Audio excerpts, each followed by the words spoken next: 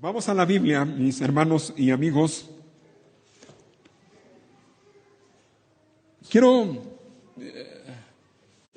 hacer una pausa en la carta a los tesalonicenses que estamos estudiando. Recuerdan, estamos ya por terminar la carta, pero quiero hacer una pausa. Hoy no vamos a meditar ahí en el libro de Tesalonicenses, en la carta a los tesalonicenses. Hoy quiero que veamos algo del Antiguo Testamento en el libro de Nehemías. Así es que por favor busquen ahí en sus Biblias el libro de Nehemías. Le voy a pedir a Diana, ayúdale ahí a los papás de Brenda para encontrar el pasaje, por favor, para que sea más fácil. A mi esposa le voy a pedir que le ayude ahí a la persona que está a su lado también. Y vamos a ver algo de Nehemías. Nehemías en el capítulo 1. Nehemías.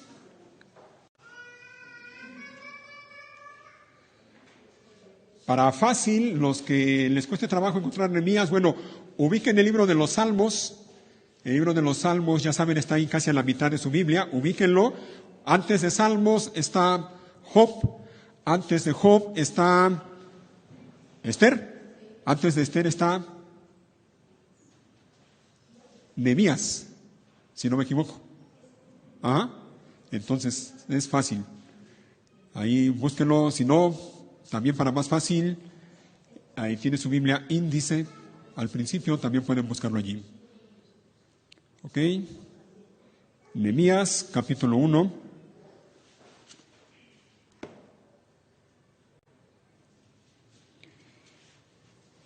Ya tienen ahí Nehemías. Hace ratito que leímos el pasaje de Josué, ¿se dieron cuenta cómo termina ese capítulo 21 de Josué que leímos hace un rato? Me encanta porque es uno de los pasajes donde vemos cumplida la promesa de Dios. Mantengan ahí la mano en el libro de Nehemías y acompáñame ahí a Josué, capítulo 21. Vamos a recordar lo que leímos hace un momento con Ricardo. Josué, capítulo 21. Hemos visto cómo el Señor le entregó la tierra que le había prometido a su pueblo. Y miren lo que dice aquí. En el capítulo 21, versículo 43. Vean. Dice, así que el Señor le entregó a Israel toda la tierra, que había jurado darles a sus antepasados. Y los israelitas la tomaron para sí y se establecieron en ella. Dios cumplió lo que prometió. Siglos antes le había prometido esto a Israel. Es más, a Abraham le había prometido esto. A ti y a tu descendencia le daré esta tierra. El Señor es fiel a sus promesas y Él cumple. Llegó el momento, llegó el tiempo. Cada tribu, cada clan, cada familia se estableció en la tierra que le fue asignada. Déjenme leer unos versículos más aquí. 44. Y el Señor les dio descanso en todo el territorio, tal dice como se lo había prometido solemnemente a los antepasados de ellos. Ningún enemigo pudo hacerles frente, porque el Señor los ayudó a conquistar a todos sus enemigos. Ni una sola de todas las buenas promesas que el Señor le había hecho a la familia de Israel quedó sin cumplirse. Me encanta esa parte. Hermanos, Dios es fiel. Dios es fiel. Dios es fiel. Y Él cumple lo que promete.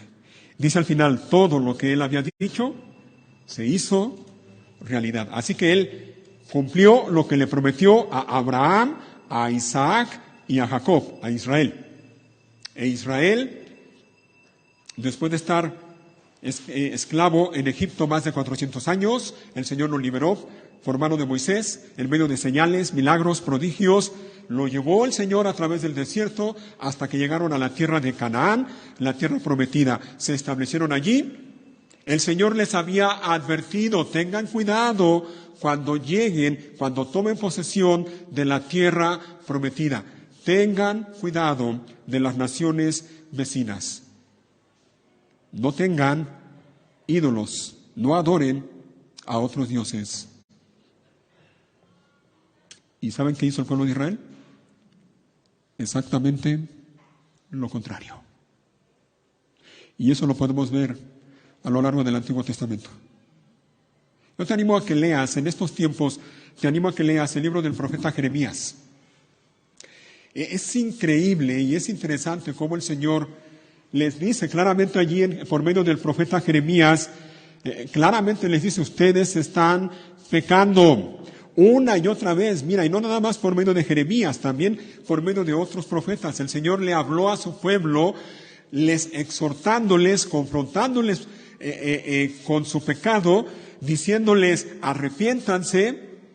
Y vez tras vez vemos al pueblo de Israel haciendo lo mismo, cometiendo pecados terribles, yendo tras los ídolos, tras los baales, y el Señor lo compara con adulterio espiritual. Ustedes se prostituyeron con los baales, con los ídolos, les dice el Señor más de una vez. Les advirtió una y otra vez, les mandó profetas una y otra vez, y el pueblo no hizo caso. Es más, es lamentable que hasta los líderes de Israel, los sacerdotes, los profetas, estaban en ese estado terrible de tinieblas espirituales. Y el Señor les advirtió. Y el Señor es fiel, el Señor es misericordioso, pero el Señor también es justo. Y cuando una persona, en este caso el pueblo de Israel, después de una advertencia y otra, no quiso arrepentirse y volverse a Dios, el Señor tuvo que castigarlos. Y los castigó. Hermanos, si algo enseña la Biblia es que Dios es amor, sí, pero Dios también es justo. Y en su justicia y en su amor, Dios no puede dejar sin castigo al culpable. De ninguna manera, dice la palabra de Dios, Dios mismo dice en su palabra, de ninguna manera daré por inocente al culpable. Y Dios castigó al pueblo de Israel. ¿De qué manera lo castigó? Si ustedes leen Jeremías, van a darse cuenta cómo el Señor les advirtió. Va a venir Babilonia con su ejército, van a destruir la ciudad y a ustedes los van a llevar cautivos. 70 años van a estar como cautivos, como esclavos en Babilonia a causa de su pecado. El Señor lo advirtió, el Señor lo prometió y lo cumplió. Se llegó el tiempo e Israel, la nación de Israel, fue llevada cautiva a Babilonia y estuvieron cautivos en Babilonia 70 años. Y la ciudad de Jerusalén quedó destruida, en ruinas. En ese contexto se escribe Nehemías. De hecho, miren, no exactamente en ese contexto del cautiverio.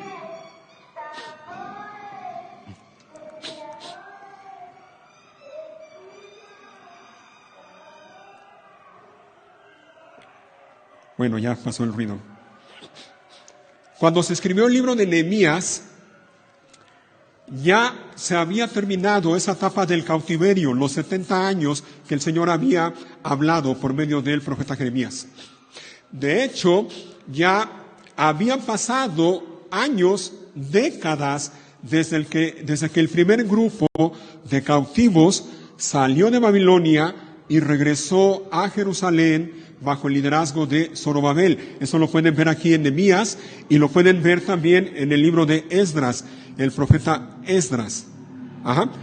Así que mira, cuando Nehemías, el libro de Nehemías se escribió, algunos hablan incluso de que ya habían pasado casi 100 años. 100 años desde que el primer grupo de cautivos había regresado a Babilonia. Y a estas alturas, 100 años después de que el primer grupo de cautivos había regresado a Jerusalén, la ciudad de Jerusalén, al menos sus murallas, todavía estaban en ruinas. 100 años después. ¿Qué pasó? Sí, algunas otras cosas ya estaban funcionando. Por ejemplo, el templo, sobre todo los sacrificios en el templo, el culto en el templo, estaba ya funcionando, bien que mal. Pero las murallas y las puertas todavía estaban en ruinas. Aquellos hombres y mujeres que habían regresado del cautiverio, regresaron a su país, a su ciudad, se establecieron, se preocuparon por sus familias, por sus casas, por su bienestar y se olvidaron de la ciudad. Y al parecer se acostumbraron a vivir entre ruinas, año tras año tras año, década tras década. Hombres y mujeres viviendo allí entre las ruinas de las murallas de Jerusalén. En ese contexto se escribe el libro de Nehemías. Vamos a leer, miren,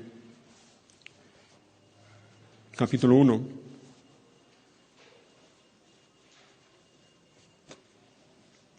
Versículo 1. Estas son las memorias de Nehemías, hijo de Acalías. A finales del otoño, en el mes de Quisleu, del año 20 del reinado del rey Artajerjes, me encontraba en la fortaleza de Susa. Anani, uno de mis hermanos, vino a visitarme con algunos hombres que acababan de llegar de Judá. ¿Te fijas? Ahí tienes a Nehemías, él está todavía en Babilonia. Allí estaba, allí se quedó, no sabemos por qué exactamente. De hecho, él estaba al servicio del rey, lo vemos más adelante. Y resulta que llegó Anani, uno de sus hermanos, dice, de sus parientes de Israel, con algunos hombres, dice, que acababan de llegar de Judá. En cuanto los vio, dice Nehemías, les pregunté por los judíos que habían regresado del cautiverio y sobre la situación en Jerusalén. ¿Te fijas? Nehemías estaba allí en Babilonia, yo me imagino que vivía bien, tenía un buen trabajo al servicio del rey, pero a él lo que le preocupaba era la condición en la que estaba la ciudad de Jerusalén, su pueblo y los habitantes de Jerusalén. De modo que cuando llegaron estos visitantes de Israel, de Judá, una de las primeras cosas que Nehemías les pregunta es precisamente eso. Dice, les pregunté sobre la situación en Jerusalén. Y mira la respuesta que le dieron. Versículo 3. Me dijeron, las cosas no andan bien. Los que regresaron de la provincia de Judá tienen grandes dificultades y viven en desgracia. La muralla de Jerusalén fue derribada y las puertas fueron consumidas por el fuego. Ahí está. La situación de Jerusalén, de la ciudad de Jerusalén en aquel entonces.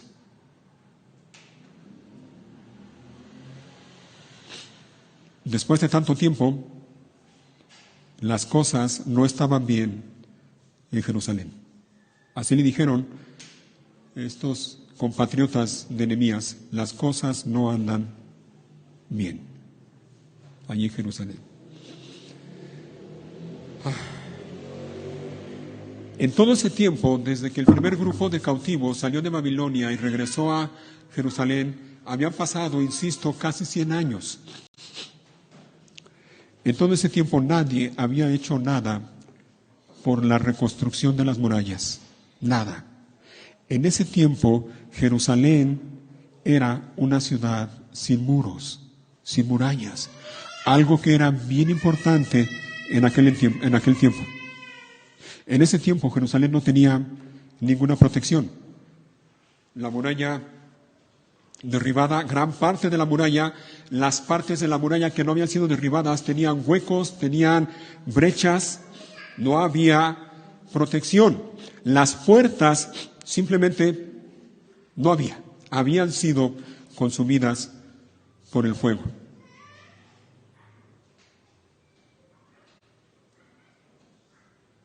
Cuando Nehemías escuchó esto, y mira, lo que vamos a leer ahora nos permite ver qué había en el corazón de este hombre, de Nehemías.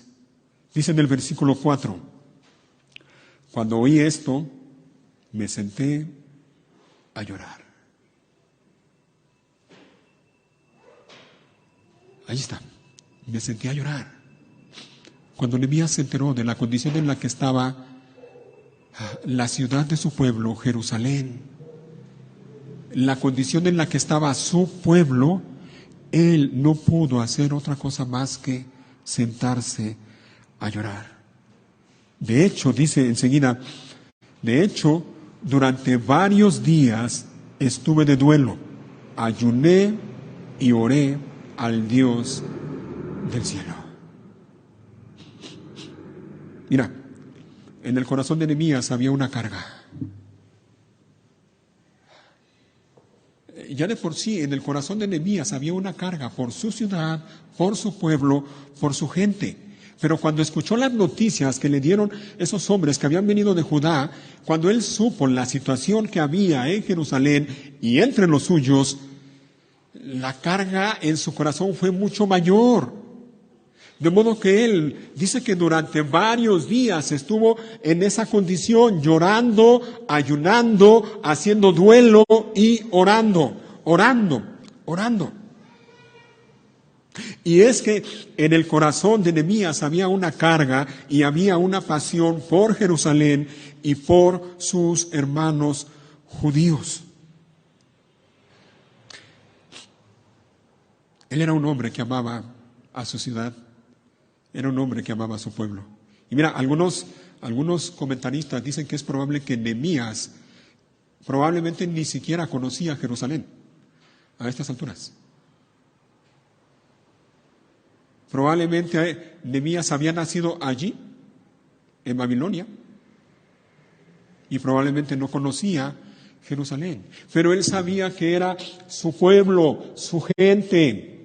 Y él amaba a su pueblo, a su gente y a todo lo que tenía que ver con su pueblo, con su gente. Y cuando escuchó estas noticias, él simplemente dice, me senté a llorar. Ahora, ¿sabes por qué en el corazón de Nehemías había esta carga y esa pasión por su gente, por su pueblo y por Jerusalén? ¿Sabes por qué?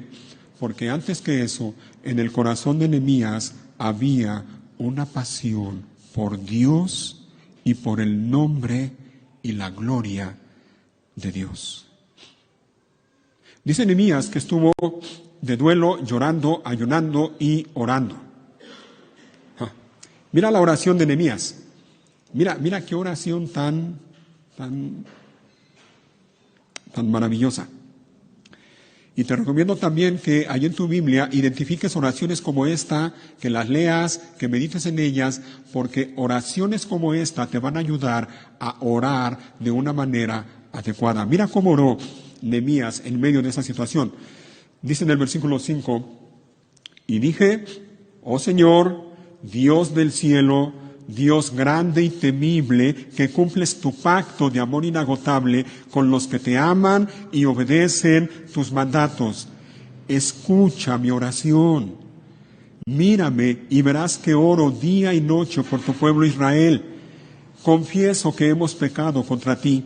Es cierto, incluso mi propia familia y yo hemos pecado. Hemos pecado terriblemente al no al no haber obedecido los mandatos, los decretos y las ordenanzas que nos diste por medio de Moisés, tu siervo. Te suplico que recuerdes lo que le dijiste a tu siervo Moisés. Si me son infieles, los dispersaré entre las naciones.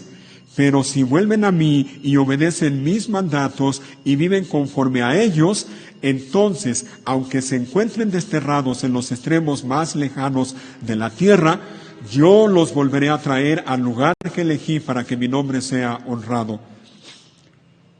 El pueblo que rescataste con tu gran poder y mano fuerte es tu siervo. Oh Señor, te suplico que oigas mi oración. Me encanta. ¿Ves cómo ora Nehemías? Antes que nada reconoce quién es Dios. Enseguida confiesa su pecado. Y en tercer lugar, no le exige a Dios, no le reclama a Dios, no se queja de nada. En vez de eso, él de manera humilde va delante de él y le dice precisamente lo que acabamos de leer: te ruego te suplico que oigas mi oración. Y aquí viene, mira, lo que quiero que veas junto conmigo. Pon atención, mira cómo dice Nehemías. Escucha las oraciones de aquellos quienes nos deleitamos. ¿En qué cosa? ¿En qué? En darte honra. ¿Ves lo que había en el corazón de Nehemías? En el corazón de Nehemías había el deseo, había la pasión de darle honra a Dios por encima de cualquier otra cosa. Señor, le dice, te suplico, oye la oración de aquellos quienes nos deleitamos en darte honra. ¿Sabes cómo traduce la Reina Valera estas palabras? La Reina Valera lo traduce de esta manera. Dice así, escucha las oraciones de aquellos, o más bien dice, la oración de tus siervos, quienes desean reverenciar tu nombre. Tus siervos, quienes desean reverenciar tu nombre. En el corazón de Nehemías había el deseo de reverenciar el nombre de Dios, de honrar el nombre de Dios. Así que cuando él se enteró de la condición en la que estaba Jerusalén, ¿sabes en qué pensó Nehemías? ¿Sabes en qué pensó? No pensó tanto en la condición que había allá en Jerusalén. No pensó en las incomodidades que había en la gente que vivía en Jerusalén. No pensó tanto en que la ciudad estaba desprotegida. No. ¿Sabes en lo que él pensó cuando se enteró de eso? Él pensó en el nombre de Dios, él pensó en la honra de Dios, él pensó en la gloria de Dios. Y eso fue lo que provocó que él se sentara y llorara y ayunara y orara a Dios. Él sabía que la honra de Dios estaba en juego. Él sabía que la fama del nombre de Dios estaba en juego. Yo me imagino a Nehemías pensando cuando le dijeron, las cosas no están bien en Jerusalén. La muralla fue derribada, las puertas quemadas al fuego, los que viven ahí viven en desgracia. Yo imagino a Nehemías pensando, esto no puede ser. No puede ser, pero antes que él se preocupara por la seguridad de la ciudad y por sus compatriotas, él estaba pensando en Dios. Y él probablemente pensaba algo como esto: no puede ser. Esto es una vergüenza, es un insulto para el nombre y para la gloria de Dios. La gloria y la honra de Dios están en juego.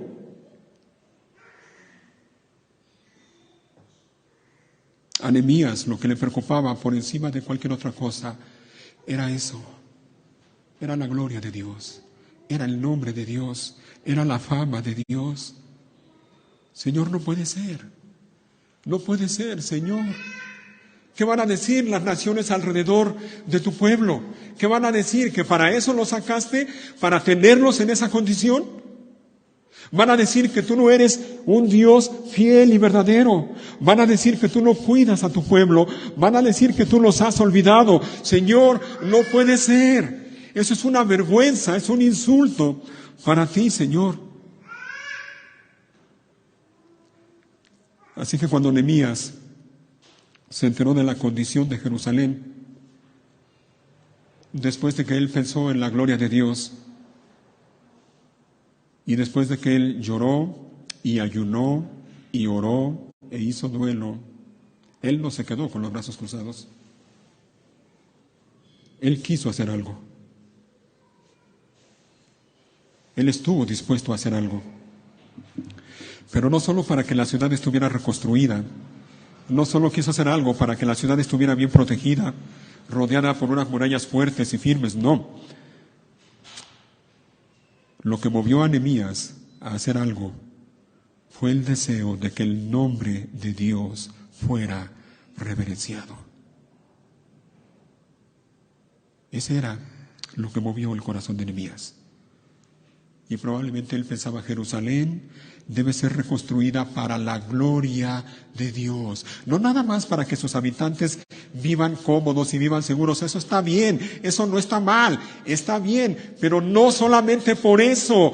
Jerusalén debe ser reconstruida, sus murallas deben ser levantadas, sus puertas deben ser colocadas para la gloria de Dios, para que todos sepan que Dios, nuestro Dios, es Dios, el Todopoderoso y Soberano, Rey de Reyes y Señor de Señores, y para que todos alrededor teman y reverencien el nombre de Dios. Eso es lo que movía el corazón de Nehemías. Hermanos y amigos que nos acompañan, esa es la característica de todo verdadero cristiano. Repito, esa es la característica de todo verdadero cristiano. ¿Qué cosa? Que el nombre de Dios sea reverenciado por encima de todo. Hermanos, el cristiano, el verdadero cristiano, es alguien en cuyo corazón está el deseo sincero de honrar, reverenciar y santificar el nombre de Dios. Déjame repetirlo. El cristiano es alguien en cuyo corazón está el deseo sincero de honrar, reverenciar y santificar el nombre de Dios por encima de todas las cosas. El cristiano es alguien que cada día en su mente y en su corazón está este anhelo, este deseo, este pensamiento: Señor, en mi vida, santificado sea tu nombre. ¿No es así como nos enseñó a orar el Señor Jesús? ¿Recuerdas el Padre Nuestro? Vosotros pues oraréis así: Padre nuestro que estás en los cielos, santificado sea tu nombre. El cristiano es alguien que cada día vive con el deseo sincero en su corazón de que el nombre de Dios sea honrado, santificado y reverenciado.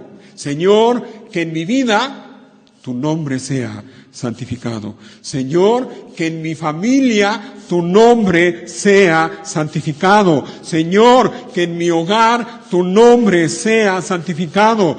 Señor, que en mis hijos tu nombre sea santificado. Señor, que en mi matrimonio tu nombre sea santificado. Que en mi trabajo tu nombre sea santificado. Que en mis estudios tu nombre sea santificado.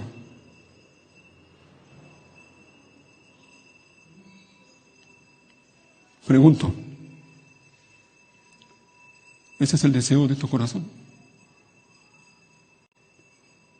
¿Ese es el anhelo de tu corazón? Que el nombre de Dios sea honrado y reverenciado en tu vida y en todas las áreas de tu vida.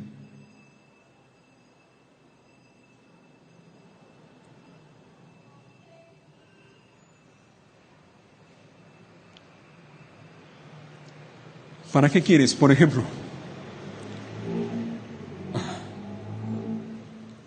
¿Para qué quieres que tus hijos sean cristianos? Muchos de los que estamos aquí tenemos hijos que no son cristianos. ¿Para qué quieres que tus hijos sean cristianos? ¿Para sentirte cómodo nada más? ¿Sentirte a gusto de que tus hijos son cristianos y ya? ¿O quieres que tus hijos sean cristianos para la gloria de Dios? Que sean hombres y mujeres temerosos de Dios, cuyas vidas también traigan gloria y honra al nombre de Dios. ¿Para qué quieres que tu familia esté bien? ¿Nada más para que tu familia esté bien y te evites problemas? ¿O para la gloria de Dios? Para que las personas a tu alrededor vean tu familia y viendo a tu familia que ama a Dios por sobre todas las cosas, entonces también ellos honren y glorifiquen el nombre de Dios. ¿Para qué quieres que tu matrimonio mejore?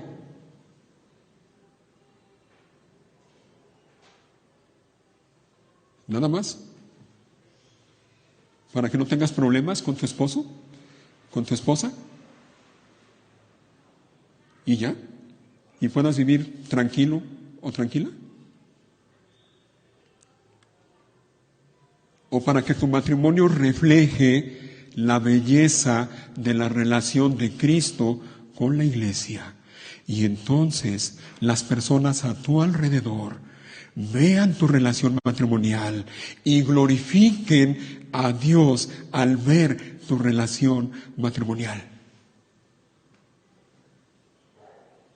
La mayoría de las conferencias y de las predicaciones o mensajes que abordan el tema del matrimonio, lamentablemente, abordan temas superficiales. Y muchos son temas como este: cómo mejorar su matrimonio. 5 pasos para mejorar tu matrimonio. 5 cosas que puedes hacer para llevarte bien con tu esposo, con tu esposa, pero no abordan el problema principal, no solo del matrimonio, sino de todas las relaciones del ser humano. No abordan el problema del pecado, ni tratan con él. ¿Saben una cosa, hermanos? Yo, y se los digo honestamente, me niego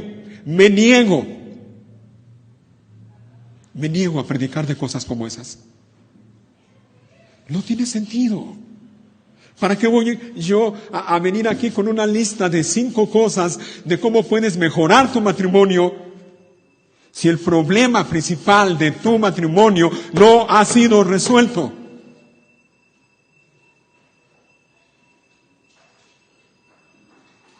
Me niego.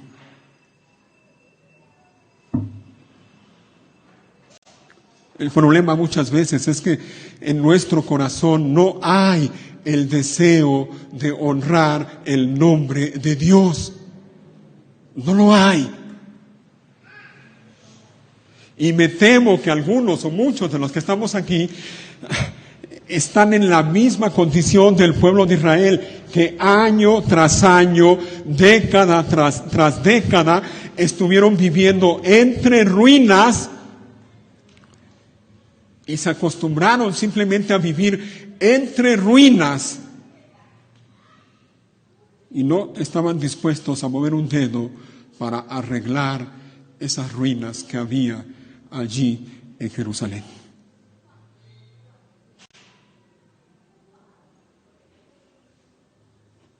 No sé, a lo mejor tu familia está en esa condición, está en ruinas.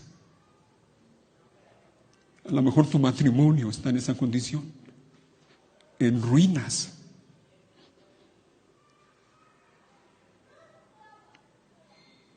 Y tú estás esperando que alguien más haga algo para arreglar esas ruinas que hay en tu vida, o en tu matrimonio, o en cualquier otra área de tu vida.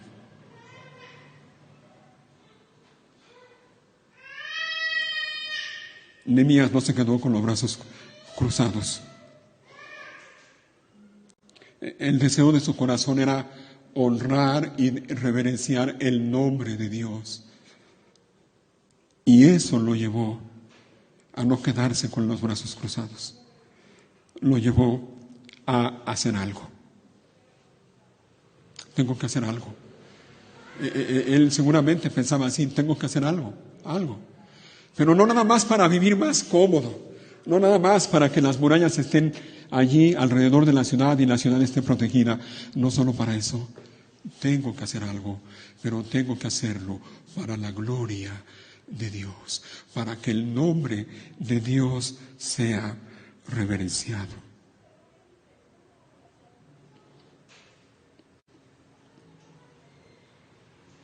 ¿Y tú, mi hermano? ¿Y tú, mi hermana? O amigo, amiga que nos visitas. ¿Cómo está tu vida? ¿Cómo está? ¿Hay algo que tú puedas hacer? Si la situación está mal, si tú reconoces que la situación está mal, ¿hay algo que tú sabes que puedes hacer? Hazlo, hazlo. Pero no lo hagas únicamente para que estés cómodo o para evitarte problemas o para no tener problemas con alguien más. Hazlo para que el nombre de Dios sea reverenciado en tu vida, en la vida de tus hijos, en tu matrimonio, en tu trabajo, en la iglesia, hermano, en la iglesia, en nuestra iglesia. ¿Qué puedes hacer aquí en la iglesia?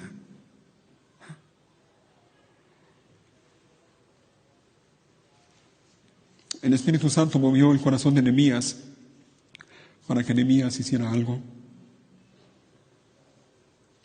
Y Nehemías lo hizo. Pero el Espíritu Santo no solo movió el corazón de Nehemías, también movió el corazón de otros hombres que acompañaron a Nehemías. Miren el capítulo 2.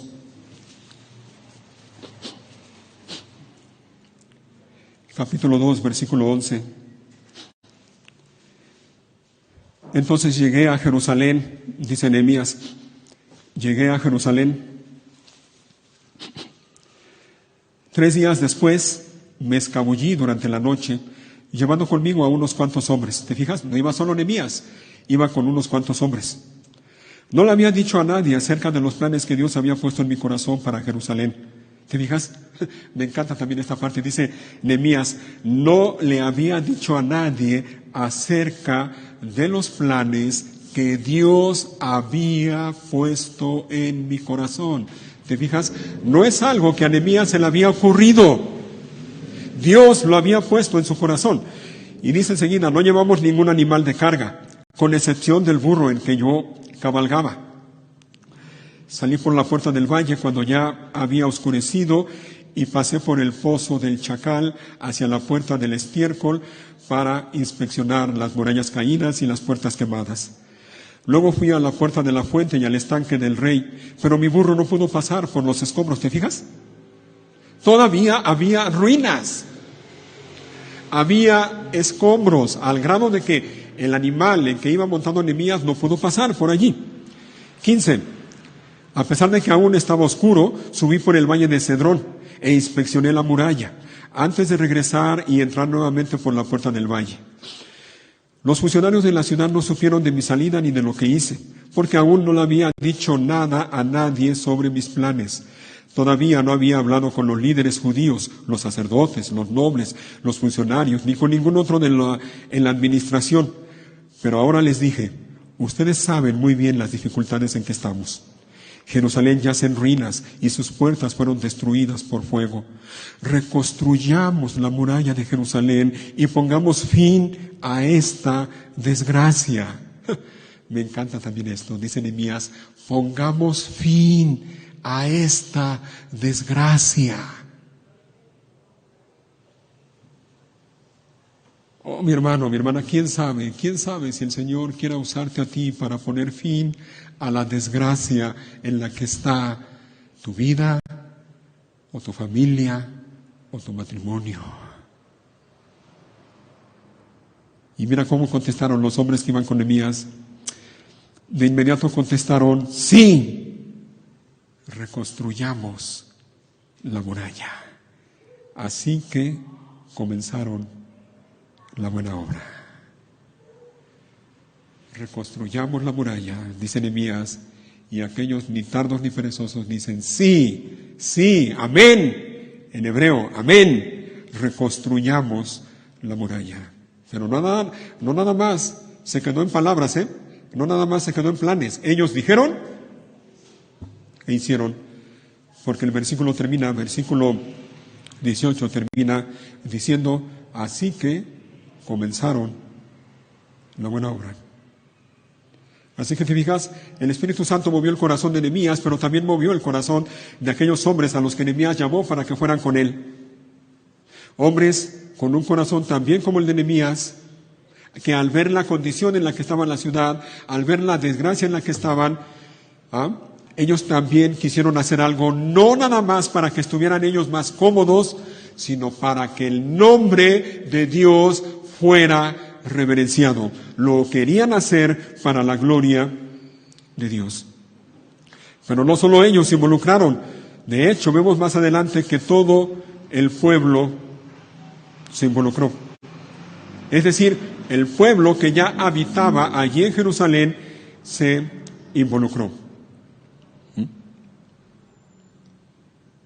Y pusieron manos a la obra, pusieron manos en la reconstrucción y lo hicieron. Cada uno en su lugar,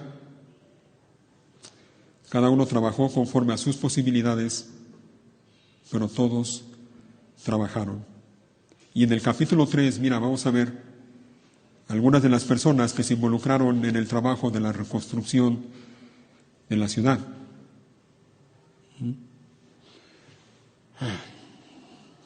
Por ejemplo, en el capítulo 3, versículo 9 al 12, y ya por cuestión de tiempo los voy a mencionar solamente, pero del versículo 9 al 12 vemos que se involucraron los gobernantes. Los gobernadores de cada una de las provincias de Israel se involucraron en la reconstrucción. En el versículo 1 del capítulo 3 vemos que se involucró el sumo sacerdote.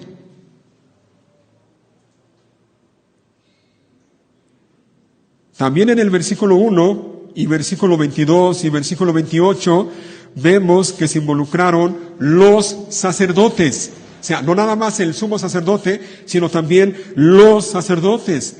En el versículo 17 vemos que se involucraron los levitas. En el versículo 26 vemos que se involucraron los sirvientes del templo.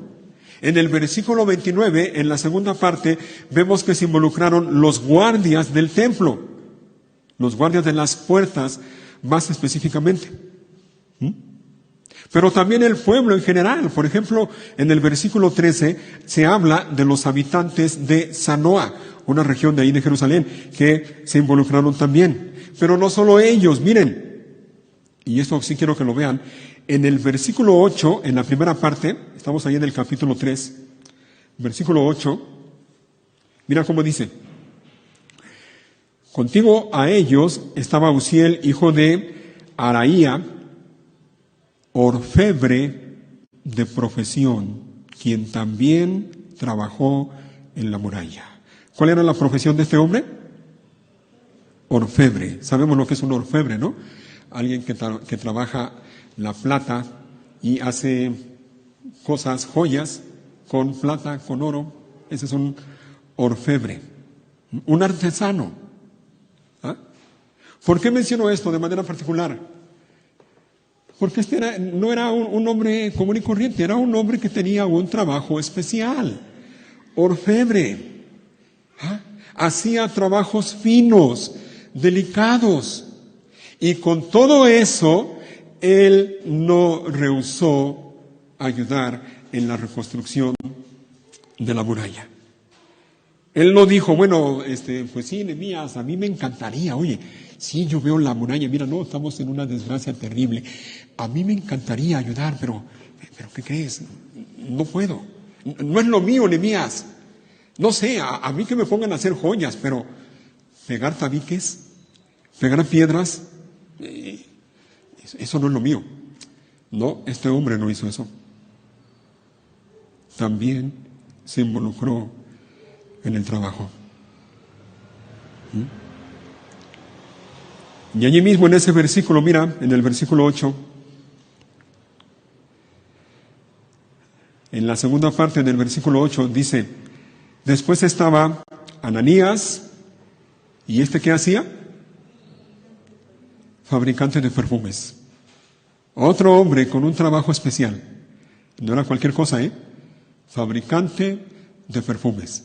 Y también se involucró en la obra.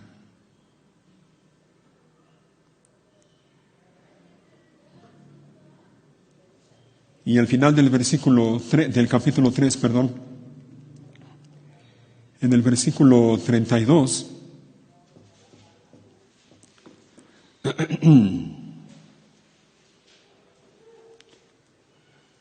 dice, los otros orfebres y comerciantes. ¿Te digas? No solo menciona los orfebres, también menciona los comerciantes, repararon la muralla, un tramo de la muralla. También los comerciantes. ¿Te fijas?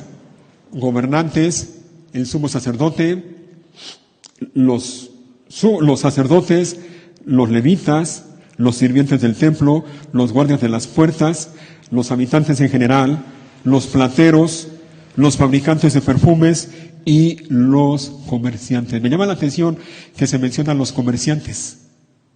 ¿Sabes por qué? Y lo digo sin afán de molestar. Porque una de las cosas que me he percatado de aquellos hombres y mujeres que son comerciantes es que muchas veces no tienen tiempo para las cosas del Señor.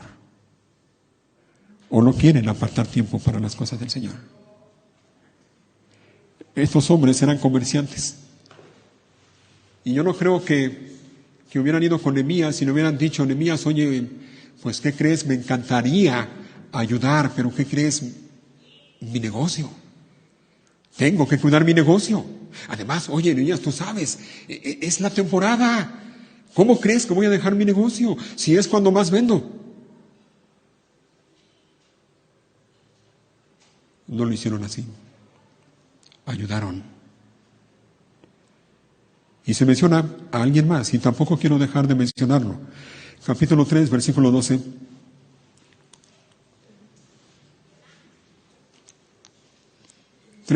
Dice, Salum, hijo de Aloes, ¿y quién dice? Y sus hijas. Salum y sus hijas. ¿Te fijas?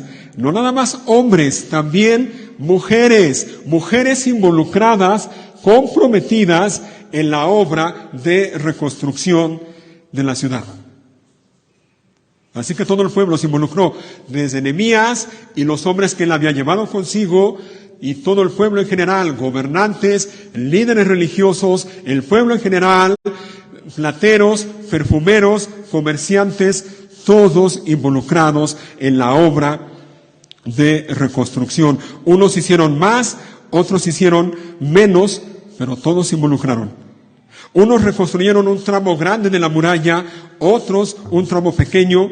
Unos reconstruyeron la porción frente a su casa, otros un tramo cerca de su casa y otros aún más lejos de su casa. Pero todos hicieron algo. Todos se involucraron.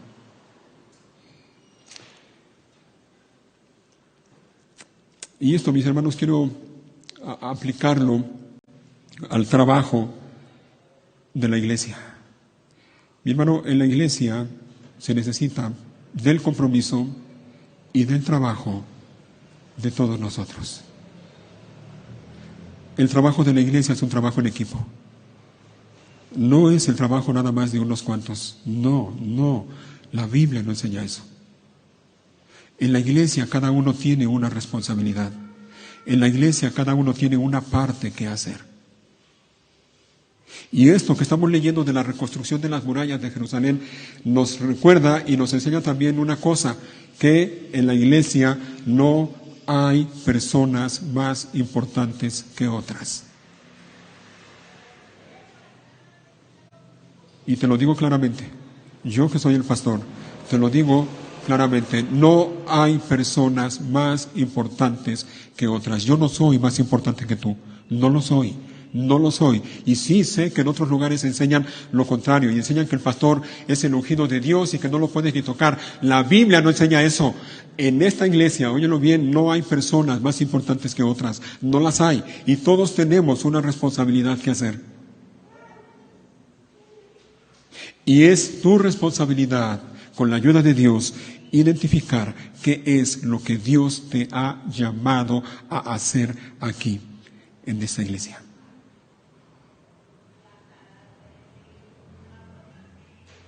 y que lo hagas no nada más para tu propio beneficio, ni para beneficio de tu familia, ni para comodidad tuya, sino que lo hagas para la gloria de Dios, para que el nombre de Dios sea reverenciado, honrado y glorificado. ¿Qué estás haciendo? ¿Qué estás dispuesto a hacer? No para que te vean, no para sentirte más que los demás, sino para que el nombre de Dios sea reverenciado. Así que quiero animarte a que ores, quiero animarte a que sigas el ejemplo de Nehemías y ores así como él, y si es necesario, y si Dios lo pone en tu corazón, ayuna de vez en cuando, ora, mira la condición de la iglesia, ve la condición de la iglesia.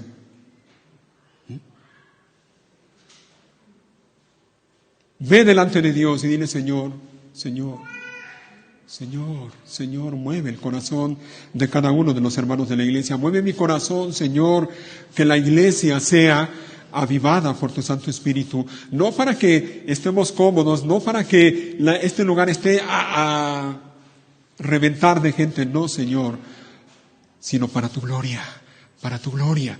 Mueve nuestro corazón, Señor, mueve nuestro corazón, de modo que cada uno de nosotros hagamos lo que tú nos has llamado a hacer, y para que en última instancia tu nombre y solo tu nombre sea reverenciado. Pídele a Dios que te dé un corazón como el de Nehemías, un corazón que sea capaz de llorar por la condición en la que están algunos de los hermanos de la iglesia, por la condición en la que está la iglesia. Pídele a Dios que te dé un corazón que por sobre todas las cosas busque solamente que el nombre de Dios sea reverenciado y honrado y glorificado, y que todo lo que Dios te permita hacer, tú lo hagas con ese propósito, con ese motivo, que el nombre de Dios sea honrado y glorificado, y que lo hagas así como lo hizo uno de los hombres que se mencionan aquí en este libro de Nehemías. Mira, en el capítulo 3 y versículo 20, se menciona a otro hombre. 3:20. Junto a él estaba Baruch, hijo de Sabai, quien reparó, y mira cómo dice, ¿cómo lo hizo? ¿Cómo lo hizo? Con entusiasmo. Quien reparó con entusiasmo una sección adicional desde el ángulo hasta la puerta de la casa de Eliasib, el sumo sacerdote. Lo hizo, y lo hizo no a regañadientes, no quejándose, no murmurando, no criticando, sino lo hizo con entusiasmo. Hermano, hermana, que tienes el privilegio de servir aquí dentro de esta iglesia, ¿cómo haces lo que haces? Ese trabajo que tú le llamas servicio al Señor, ¿cómo lo haces? ¿Lo haces así como Baruch, con entusiasmo? ¿O lo haces a regañadientes, quejándote, criticando, murmurando? Hazlo, mi hermano, hazlo. Te animo a que lo hagas. Hazlo, pero hazlo con entusiasmo.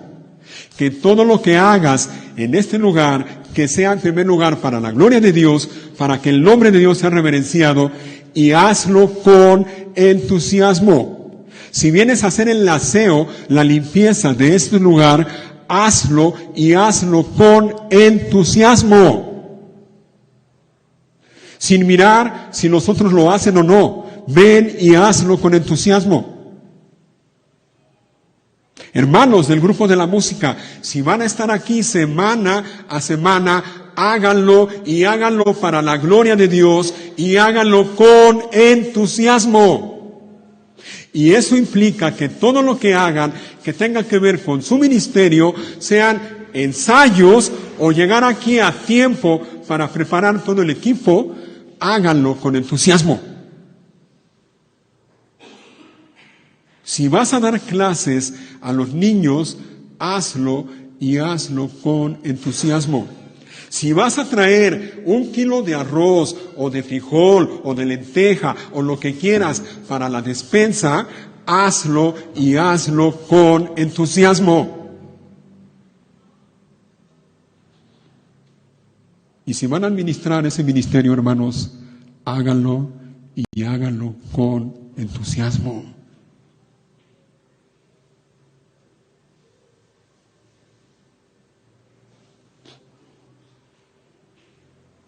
Si vas a ofrendar, hazlo y hazlo con entusiasmo. Recuerda, y creo que no está por demás que lo mencione, no estás obligado a dar. No tienes que dar. No tienes que dar.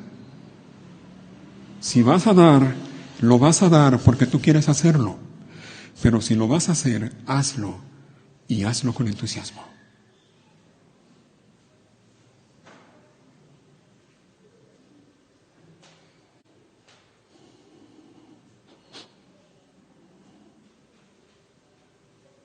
Así que todos se involucraron en el trabajo, todos, hombres y mujeres, jóvenes y ancianos, todos. Unos hicieron mucho, otros hicieron poco, pero todos hicieron algo. Y ninguno dijo, bueno, tú sabes, me gustaría, me encantaría, pero ¿sabes qué? No puedo, es que mira esto, es que lo otro, es que aquello, no. Ninguno dijo así. Y quiero terminar con algo que no quiero dejar de mencionar, porque mira, la mayor parte, yo creo que el 99% del capítulo 3 de Nehemías tiene ahí una lista hermosa, preciosa, de nombres que se dispusieron a ayudar en la reconstrucción de la muralla de Jerusalén. Pero aparece también allí el nombre de unos. Y quiero que lo veamos. Capítulo 3, versículo 5. 3:5. Contigo a ellos estaban los habitantes de Tecoa. Y aquí viene, mira, aunque sus líderes se negaron a trabajar con los supervisores de la construcción. ¿Ve cómo dice? Aunque sus líderes se negaron a trabajar con los supervisores de la construcción. Aparte de que se mencionan los nombres de los que sí trabajaron, también se menciona los nombres de los que no quisieron trabajar. ¿Sabes cómo traduce esa parte de la Reina Valera? Lo traduce de esta manera. Dice que ellos se negaron a trabajar en la obra de su Señor. Así lo dice. Se negaron a trabajar en la obra de su Señor. Repito, se negaron a trabajar en la obra de su Señor. Y esa palabra Señor aparece allí con mayúscula. Se negaron a trabajar en la obra de su Señor. El problema de mucha gente dentro de las iglesias es que no entienden que la iglesia es la casa de Dios. Y no entienden, por lo tanto, que trabajar en la iglesia es trabajar en la obra de Dios, es trabajar en la casa de Dios. Es trabajar para Dios. Hermanos, trabajar en la iglesia es trabajar para Dios, es trabajar en la obra de Dios. Servir en la iglesia es servir a Dios. Y si decimos eso, tenemos que decir la otra parte. Ahí te va. Negarse a trabajar en la iglesia es negarse a trabajar para Dios. Negarse a servir en la iglesia es negarse a servir a Dios. Pero también nos enseña esto, óyelo bien, Dios ve todas las cosas y Dios lleva un registro Por escrito, por escrito. Y en ese registro aparecen los nombres de los que sí se comprometieron, los que sí quisieron trabajar en la obra del Señor, pero también están allí escritos los nombres de los que no quisieron. Y va a llegar el día en que ambos, tanto unos como otros, estén delante de Dios, y unos escucharán esas palabras maravillosas de Dios cuando les diga, bien, buen siervo y fiel. Pero otros, los que no quisieron, escucharán esas terribles palabras, siervo malo y negligente, malo y negligente. Pero esto también nos enseña una cosa, óyelo bien, hermano, hermana, en la obra del Señor nadie es imprescindible.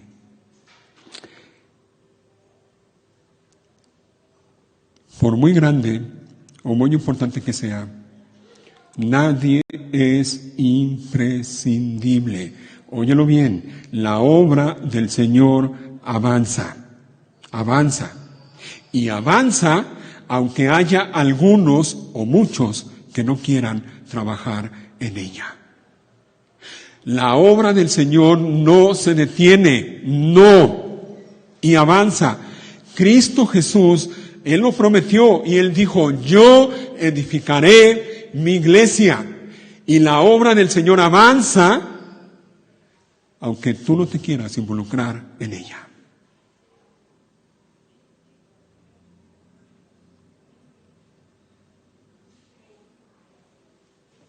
Dios mira a los que trabajan, sí, pero Dios también mira a los que no quieren trabajar.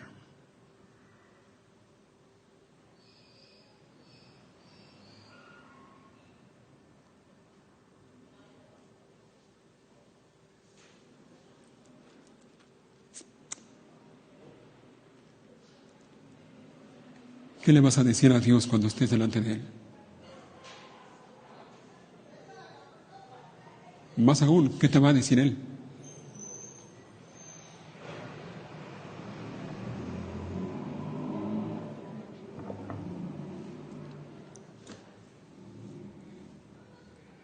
La ciudad de Jerusalén estaba en ruinas, sin muros, sin murallas, sin protección. ¿Para qué sirve un muro? Piensa tantito, ¿para qué sirve una muralla? En aquellos tiempos la muralla servía principalmente como protección, para proteger la ciudad del enemigo. ¿Lo ves? Para proteger la ciudad de los ataques del enemigo. Pero un muro, una muralla también sirve para separar, para dividir.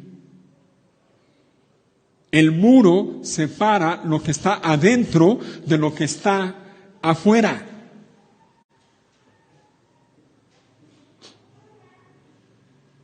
¿Cómo está tu vida? ¿Cómo están las murallas alrededor de tu vida? ¿Está protegida por murallas o no? ¿Cómo está tu vida personal? ¿Cómo está tu matrimonio? ¿Cómo está tu familia?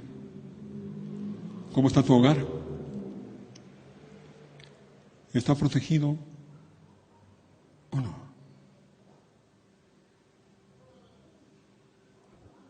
Hermanos, varones,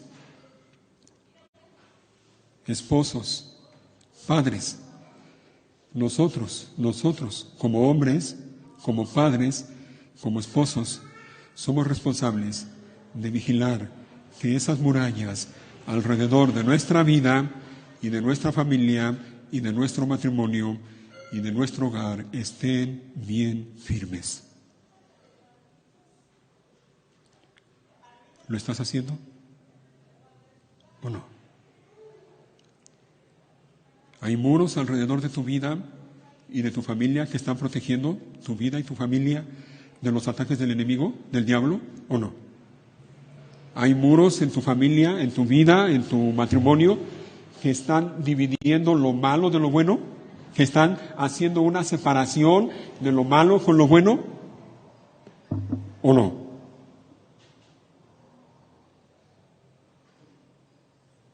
Somos responsables y el Señor nos va a llamar a cuentas.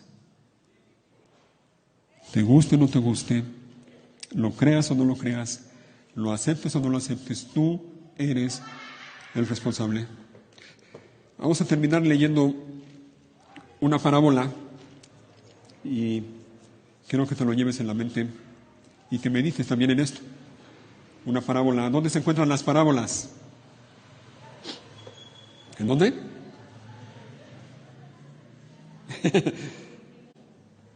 Bueno, algunos dicen en el Nuevo Testamento, unos dicen en Mateo. Sí, pero esta parábola no está en el Nuevo Testamento, esta parábola está en el Antiguo Testamento. Así que busquen el libro de Jueces. Jueces, capítulo 9.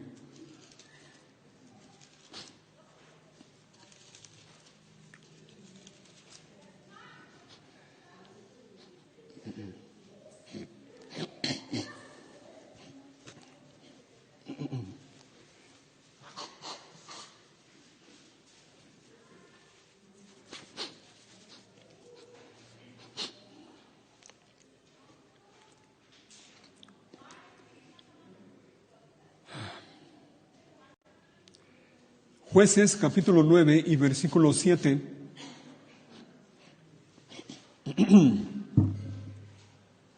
Dice así, versículo 7.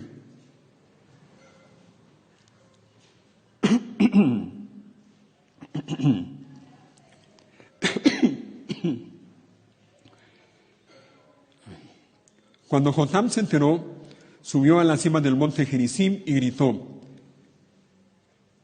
escúchenme, ciudadanos de Siquem, escúchenme a mí si quieren que Dios los escuche a ustedes. Y aquí viene la parábola, mira, pon atención, versículo 8.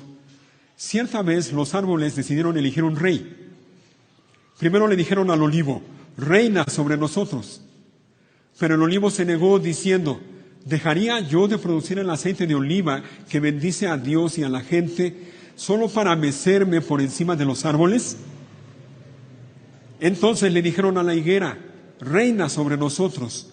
Pero la higuera también se negó diciendo: ¿dejaría yo de producir mi dulce fruto solo para mecerme por encima de los árboles? Entonces le dijeron a la vid: reina sobre nosotros. Pero la vid también se negó diciendo: ¿dejaría yo de producir el vino que alegra a Dios y a la gente solo para mecerme por encima de los árboles? ¿Entiendes, hermano? ¿Entiendes, hermano? Varón, ¿lo entiendes? ¿Ah? Tú eres el responsable delante de Dios de tu hogar, de tu familia, de tu matrimonio, de todas las cosas que tienen que ver allí en tu familia. Y cada día, óyelo bien, va a haber un montón de cosas que te quieran distraer de tu responsabilidad.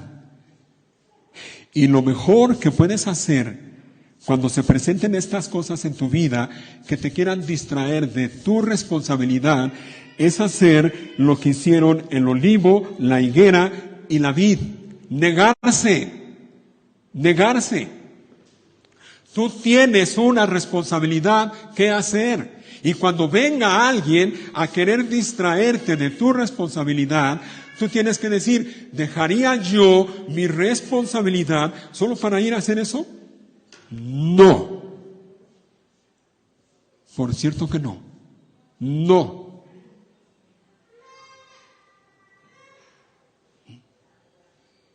Lo mejor que puedes hacer es negarte.